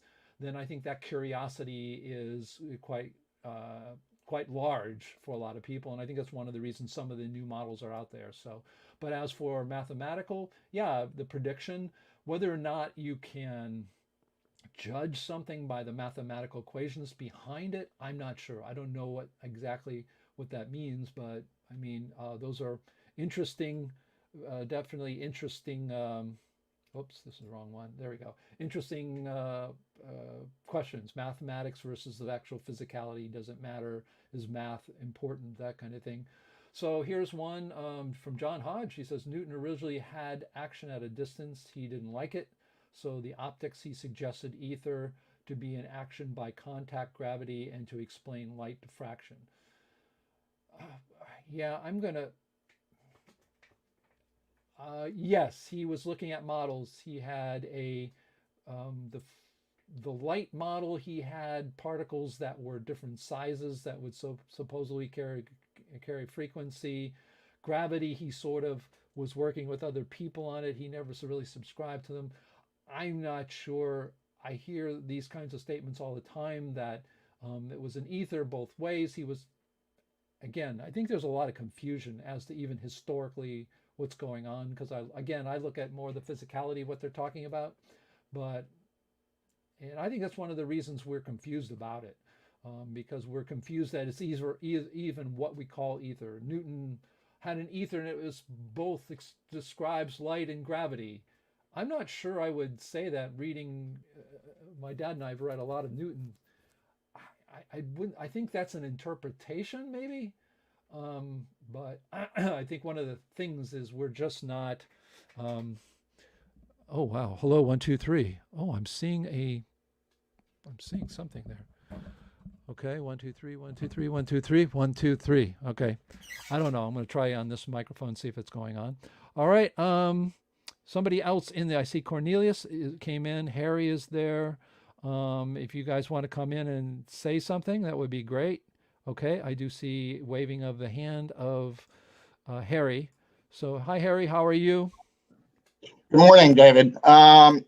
Is your question, why do etherists feel the need to explain gravity? Is that your question? Yes. Yeah, that's the overall question. My suggestion would be because relativity explains gravity, and therefore ether theories are a proposed alternative in opposition to relativity. Since relativity is wrong, therefore there must be an ether because relativity says there is no ether. So I think that kind of frames it in terms of what the discussion is. Wow, I'm totally shocked. I never thought of that myself. That makes a whole lot of sense. It seems kind of obvious to me. I don't know that I'm proposing anything that's unique. Well, no, but I mean, I'm not saying. I mean, I didn't see it. I mean, it's real simple for us to go through life thinking we know a lot of stuff, and then somebody makes a simple statement like that and go, "Oh yeah." I mean, it is. I mean, if I were to put on my list now, I would add that relativity would be something that, yeah, space-time, gravity, and ether, especially the whole thing with, I mean, you also have, Harry, this whole big problem, which we'll never get the answer to, which people want the answer to, did Einstein really know about Michelson-Morley and ether and all that? Unfortunately, he was I think a terrible person in the sense of scientifically he didn't put down references to anything. I don't know why, but you know what I mean, that he is that connection between him supposedly killing ether because he really did know about Michelson and Morley, or did he not know about it? I mean, that's part of, I guess, too. We're not in that. Well, there's another aspect of it too, David, which is that there's this claim that arises in the 1920s that Einstein really didn't banish the ether and that he brought it back with general relativity. Right. So that, gives etherists the sort of another foot in the door, I think, to promote ether. But what Einstein apparently said was he said there's no ponderable ether or material ether. So he's saying that there really isn't any material put into space that makes for an explanation of physical activities, gravity, electromagnetism, etc. So the problem I have, this is my objection, I don't know why we need to put a material that we don't know what it is, and we don't know what its properties are, and we have no experimental evidence to suggest what its properties are or what they might be. And the experimental evidence is that there is no such thing and it doesn't exist. You're trying to convince mainstream that something called ether does exist, but I don't really see the need to put any such thing into addition to space. Space seems to be performing all those functions by itself. We just don't understand how space does it. Yeah, I'm not sure. I to say that space is not, I don't know. So are you saying space is not nothing then? Well, that's the assumption mainstream makes. So if we have a definition of space that's promulgated by what we're taught in school, that space is an empty nothing, Right. and then matter is put into space. Right. Okay, and that goes back to the Greeks. So we're stuck with that idea that the Greeks came up with. And then you have now the problem, which is that when they back in the 17th century, they did some experiments called I forget, the Clemate di Clemento, the Academy of Experiments. In Italian, it's something I can't pronounce what it is in Italian. Okay, and they did an experiment. Basically, does the magnetic field operate through a vacuum? And they discovered, yes, it does. Okay, that's a big shock, because that's not supposed to happen, because a vacuum is supposed to be nothing. So how does magnetism act through nothing? Okay, this is a problem that we can't really. How does gravity act through space if you assume space is nothing? Well, there's a force, and if there's a force, well, you have to invent something to explain it, right? Well, that's what people are trying to do. They're trying to put something in there to explain how gravity transmits from the sun and holds the planets in place. Before that, the issue was, what is magnetism? Actually, magnetism is a much older problem than gravity. And originally, gravity was, Kepler and tried to explain gravity in terms of magnetism, because magnetism was something they understood. Okay. Yeah. You're sort of following now where this is going? Yeah, so now we have to have something called ether that we're putting into space, because space is nothing and doesn't do anything. It's just a container. Okay, so now we have to put ether into space, and it has to do these things like transmit gravity and transmit light waves. Okay, but there's no proof that anything ether exists. There's no experimental evidence to prove that it exists. There's no, we don't know what its properties are or what they could be. That just turns out to be speculation. Right. So mainstream just sort of got rid of that whole problem by Einstein saying it doesn't exist. I think this is my thesis, they thought that was such a great idea because it solved the problem of figuring out what this ether is. So getting rid of it solved a big problem for them. Yeah. And I understand. And so relativity came along, and they said, oh, we can explain gravity, we can explain electromagnetism, we can explain all these things with this new theory that doesn't use an ether, called relativity.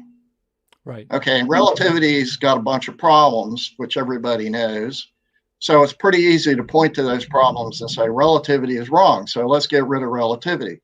Well, the mainstream doesn't want to do that because that leaves them with the problem. They have no theory anymore.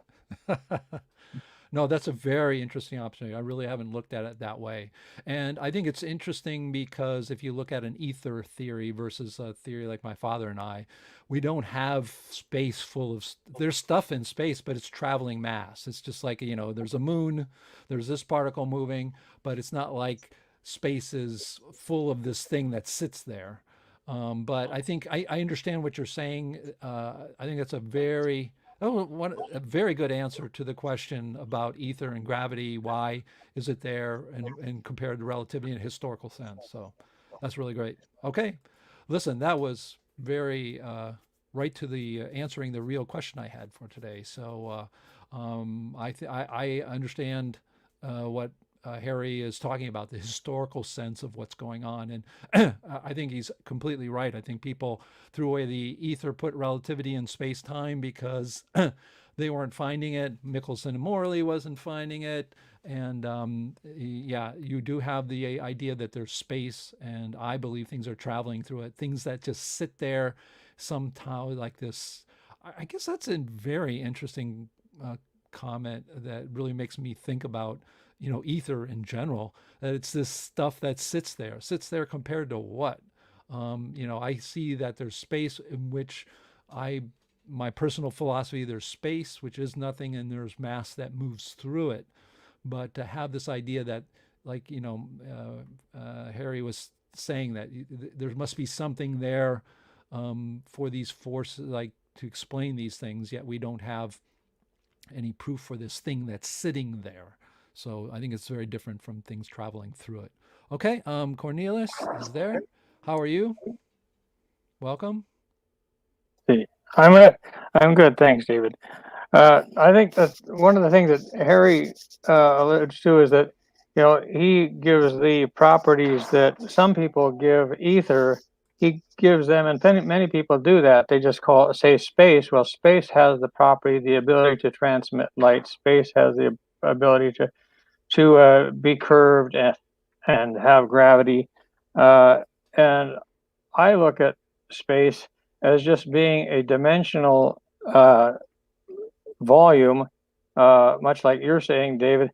And the ether basically is the foundational energy carrier that defines the dimensions of space. And this is something that Einstein said in his 1920 Leiden speech, basically, is that, you know, he defines ether basically as the substrate upon which space and time, and the dimensions of time and space are built. And I don't know if you understand that I have strictly a wave theory, and waves obviously require a media, and to me that media is the ether. But when Harry said that Einstein said that, you know, the ether was there, but it's not ponderable matter. And that's the thing. The difference is that Einstein said it wasn't ponderable as matter. And my definition of matter is that it has mass and it's particulate. And because it's particulate, you can identify one location from another. Ether, not having mass and not being particulate, is a continuous elasticity, a continuous field that can carry waves, but doesn't have any particles or any identifiable markings in it. So you can't tell whether it's moving or not, with the exception of if it's like an elastic type media, you can't tell whether there's motion in that or not unless you can sense the difference in strength of that elastic bond within it. And basically, if gravity is a curvature of space, what is there to maintain that curvature? Why is it just curved? I mean, most things we know, if it's elastic or something, if there's a curvature, that elasticity will cause that stress that caused that curvature to dissipate, and you'll wind up with a flat, uncurved surface. So there's something in this going on in this media that maintains that curvature. And I look at it as what's maintaining that curvature is the action of continuous waves within that media. And even matter, as we see it ourselves, the particles of matter themselves are patterns of waves that are focused and that will maintain, because they're constantly being rejuvenated by new waves coming in and reflecting back out from the center. They can maintain that curvature, but they're getting the energy from the rest of the universe. And so I define space, and even Einstein says that, you know, without the ether is unthinkable. For such space, there not only would be no propagation of light, but also no possibility of the existence of standards of space and time. It's the ether that gives us the foundation upon which waves can move. And it's those waves and the dimensions, the distances between the peaks of those waves, the troughs of those waves, the density of those waves, that can give us the definition of a space. Because something that's continuous, unbroken, and without dimension, without identifiable parts, you can't tell whether it's moving or not. You can't tell anything about it. But if there's a variation in stress within it, and you can somehow detect that variation in stress, which is energy, then you can identify one location of high stress from another location of low stress, and you can see that the stress will move from one location to the other naturally because it's trying to equalize, but it's continually trying to reorganize and rejuvenate. Getting back to the topic, I mean, what is your take then on ether describing gravity? Ether describing gravity is basically a focused, concentric, spherical longitudinal waves. My question was why is it that ether has to explain gravity? Because, like I mentioned earlier, if there's a curvature in space, what's maintaining that curvature? What are you talking about? Gravity as a curvature? Yes, gravity as a curvature space. Okay, but Space and time actually is gravity. Well, but space and time, yeah, but space and time, space is nothing. Time is a concept, so I'm a little confused as. Well, time is a rate of change of a process. Right, but I mean, space-time is just an idea. It's not a reality. What are you just saying? Are you just? No, it depends on how you look at it. I mean, space and time is a reality. No, I'm talking about space-time. Space-time. Space-time. Yes, not well, space and time. So what I'm saying is, when you're saying there's a curvature there, I get confused as to what do you mean? Is it an ether density or what is it? It's the elasticity.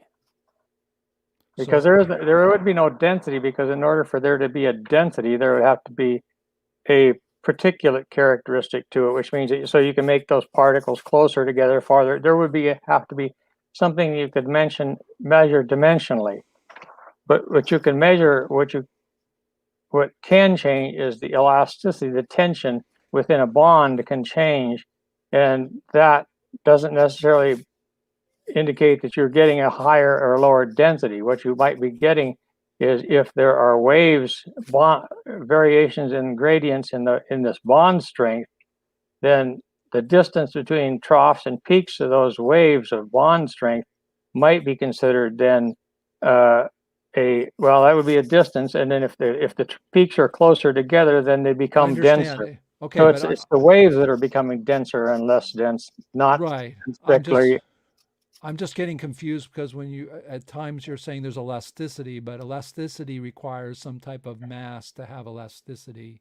No, that's not true. If you're talking, elasticity would not necessarily require mass unless you're talking about compression. But tension does not require mass. You can have tension with nothing. You can have tension. You can have tension with a bond. A bond can be tensioned. But what's a bond? I mean, again, what I see. The ether is a continuous bond media. So you can tension. If it's a media, then it's something, right? Right, absolutely. Okay, and if it's something, it's got mass. It's not ponderable. It's not ponderable media because it doesn't have mass. It has tensionability. It can be stressed. So you pull it. You can stress it, and it'll pull back. To me, that's got to be something that has to be there physical. You can't just have imaginary stuff. If you have two particles, an electron and two neutrons, okay, there's something pulling them together. There's a bond between the two of them, correct? So is that not the way most people would look at it, or even gravity? Two planets. There's something pulling those two planets together. Right, but there's a bond between them. You can stress that you move those planets apart, and you're changing the stress on that bond. So we're talking strictly about the bond media, not what. I understand that, and I'm talking about the bond media as well. Okay, and what I'm saying is, you're saying it doesn't have mass. How could a bond media not have mass? Because it has inertia, but it doesn't have mass, because mass is basically a characteristic of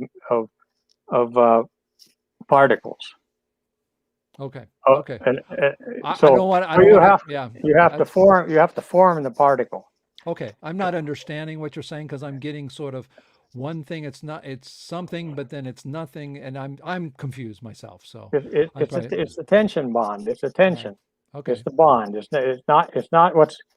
It's what's. So are you saying that, again, going back to the original question, gravity and ether? Are you saying then that gravity is a natural part of ether? It just comes that way? I mean, how do you think of it?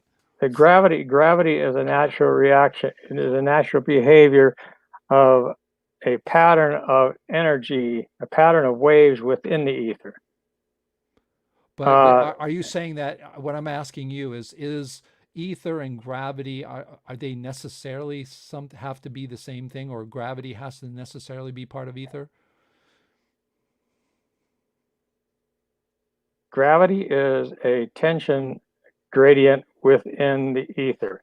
The ether is the bond media, and gravity would be the gradient. So I'm guessing your answer would be that it's just naturally comes from ether. Dynamics, the dynamics of ether, because in order to maintain that tension gradient, you need it to be dynamic. Okay. Because if you stretch a rubber sheet, you need something to maintain that stretch. If you let it go, it's just going to wind up flattening itself out. I understand you're giving me the details, but what you're saying is that ether, and the way you're describing ether, gravity is a natural part of that, and that's explained. It's not a separate thing going on. It's a natural part of the gravity. The ethereal system, right? Ether is the substrate for a gravitational field. Okay. All right. Want to thank you very much for Cornelius coming on. Anybody else waving in the room here? I see my dad has jumped in here. Let's see here. We've got some other people saying gravity is like a moving lattice defect. Lattice is a different way that you can look at it as well. Let me see if we have any other things. Light creates electron-posons. Inverse process. Reading through them. Ether, viscosity, volume. Again, if you have any comments, I know there's lots of comments, but if you put a comment or question, that would really help. Photon only exists in mathematical expression where light is isolated in time. There's a lot of interesting statements. Photon only exists in a mathematical expression where light is isolated in time. I'm not sure I can understand that. Let's see what other comments we may have here. How can we duplicate nothing in the particles? How can we duplicate nothing when particles that ether are believed to be composed of are too small, contain, and simply pass through the medium they? This is the two, not answers to that, but two people have addressed this. Lesage has addressed this for gravity, but also Borkert. If you haven't read Glenn Borkert's Infinity, that there are no parts that are the ultimate particle. So that may be something you can say. Let's see. I guess as a rebuttal to what I said, no, Dave, the need to explain gravity ether allows action by contact, not action at a distance. I guess I'm not sure the connection between gravity and ether there, but I think a lot of times what we have are, we have a lot of people who can describe their ether theory or describe that whatever model they have, and that's cool. But to intrinsically say that we know there's light and we know there's gravity, we know they interact in according to a relativity, which is disputed by many, including the late Dr. Edward Dowdy, who said that light and gravity actually didn't interact the way they are said to interact, as Einstein's said, and that actually the bending of light around in stellar space is because of things that are actually in space, that it's not bending through this non-existent, I guess, non-physical space-time. But I think people can describe their models about the two. I was really more interested, and a couple of people have talked about that, is why this idea that because you have ether, that gravity must be a part of that particular model.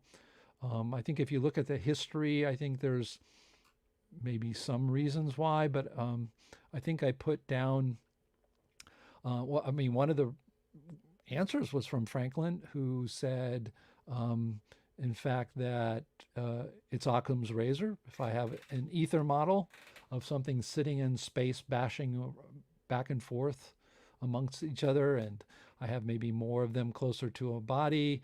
That gravitation, the actual movement, gravity movements, forces are caused by the ether itself. It's a simpler model. It's a natural, how do you say, consequence of my ether model. Then, of course, I can understand that. A historical explanation with a relativity. I think that was very good from Harry Ricker about what one of the reasons why we're even talking about these things in ether and why that's there and what happens, replacing ether with relativity and then taking away relativity, knowing that it is absolutely flawed in every way, which way but loose, both special and general. What do we have left? The idea that space is, the reason we have the word space is to say there's nothing here. Of course, we know there's air there. We take away, one of the comments Harry made was, in a vacuum, that magnetic fields go through a vacuum. Well, again, if you look at a model like my father and I have, a magnetic field is moving particles in an orbital fashion, going around and round and round. So yeah, you can go around and round in space. You can have particles that go around in space. And again, I'm not giving that's the answer. I'm just saying it's interesting that, you're looking at space and what people call space, and a vacuum is space. Well, there's light going through. If you have a glass jar and you are looking through that glass jar to the other side and there's a vacuum, light is going through that space. And so I think those are interesting explanations for the idea of, again, original question, why is gravity and ether have to be linked together? So I don't know if we have anybody else who wants to make a comment before we go out. We are 6 minutes before the end here. And for those tuning in, if you've enjoyed this conversation, please hit the like button and subscribe button. That helps us out, so get more people in this direction. We are going to have people coming up now. I've had just some general topics. When I can't get a person here, I do try to get general topics there, and we will have definitely people coming up and talking with us. Dave Marison, why do you say your model is not a type of ether? Because we don't have a model where things sit in space. Basically, ether to transmit light is sitting in space, and one particle hits another, and it pretty much doesn't travel very far. What's traveling is the wave through the particles. We don't have that at all. We say light is moving particles. It's not a photon. It's they're waves of particles. It can't be one photon. You can't have frequency with a single particle. So, light is basically waves of particles that travel through space, and they literally go through space. So the light coming to you is traveling. It's not traveling through an ether. So it is a legitimate, another type of model, possible model, just like lattice is and ether. So anyways, let's see, anything else here? Nobody says that ether sits. No, but ether to transmit, yeah, ether moves, but there's a difference between something moving through space and hits you versus something that's a medium that hits one particle after another particle after another particle, whether that particle's moving, but it's not traveling. An ether theory does say that it is not the particle that moves from a sun 10 billion light years away. It is a wave caused through ether. And yes, Yonel Denou says that ether goes in swirls, and when those ether goes in swirls, it causes magnetic fields. And I absolutely agree that swirls of particles are, in my opinion, a very good model for a physical model for magnetic fields. But that's the difference. So, that's all I'm saying. That answers that question. Anything else? Vacuum does not affect photons. Okay. Anyways, I do appreciate everybody coming out today. Next week, I'm looking in the next weeks to have George Coyne talk about the Big Bang and 69 reasons why the Big Bang is not a good model. Also, I have Alexander Unsker. So I believe one of those two people will be coming up next week. Just got to make sure and figure out who's going to be doing what. And again, if you want to talk, if you have a model that you think people need to know about, or you want to talk about a subject that you feel very passionate about that is different from mainstream, certainly would welcome you to come talk on this show channel. And I do want to thank everybody from both of the CNPS and the Dissident Science channel for coming on. My goal is to give everybody a voice, let them talk. I am the physics police. I try to be, how do you say, like the journalists out there who will not let you get away with paradoxes as you speak, which happens. That's one of the biggest things I hear. People say X, then they say Y, and then I go, wait a minute, those two are conflict. They're not consumponable. You don't know what consumponability is? Go read Dr. Glenn Borkert. That means, are you self-consistent? So I do try to catch people on self-consistency, and you should look at it yourself. Make sure what comes out of your mouth says A, and then you say B, and those A and B are in conflict, and you say, no, they're not. And oftentimes they are. So I try to at least be that kind of police with people. But I do want to say, keep up the great work, everybody. Keep thinking and all that. Keep yourselves critically thinking, because that's the most important thing.